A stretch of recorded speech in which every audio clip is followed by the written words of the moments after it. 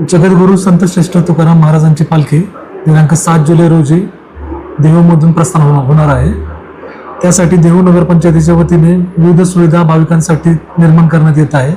त्यामध्ये प्रमुखतः रस्त्यांची दुरुस्ती असेल, आरोग्याच्या सुविधा असतील, घाटांवरची साफसफाई असेल, नदीवरची जलपर्णीचे काढणे असेल, या सर्व सुविधा पुरवण्याची नगरपंचायत व्यवस्था करत आहे। त्यातील बऱ्याचशा सुविधांची उभारणी पूर्ण झाली आहे, जसं की जलपर्णी काढणे असेल, घाटावरची साफसफाई असेल, ही पूर्ण झाली आहे। रस्त्यावरचे खड्डे देखील आता नगरपंचायतीच्या वतीने बुजवण्यात येत आहेत। थोडेफार जे राहिले असेल ते देखील युद्ध पातळीवर काम करून ते पूर्ण करण्यात येणार आहेत।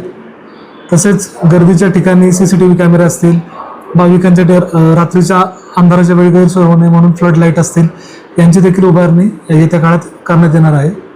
तसेच घाटांवरती चेंजिंग रूम असतील, डॉक्टरांची पथके असतील, यांना देखील प्राचारण करण्यात येणार आहे।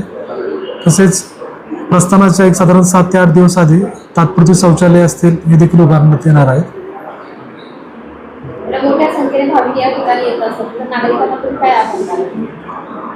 नक्कीच या ठिकाणी जे पालखी प्रस्थानासाठी भरपूर गर्दी होत असते, त्यासाठी भाविकांनी सुरक्षेच्या दृष्टीने नदीची जी पातळी असेल ते जास्त खोल नदीमध्ये न जाता घाटांवरतीच जे काय असेल आपल्या त्या गोष्टी कराव्यात। तसेच गर्दीच्या ठिकाणी थोडंसं जे काही नियम असतील, पोलिसांनी ज्या काही निर्देश दिले असतील त्यांचं काटेकोर पालन करावं, जेणेकरून हा सोहळा अतिशय आनंदामध्ये सगळ्यांनाच आनंद त्याचा लुटता येईल आणि तो सोहळा पार पडेल।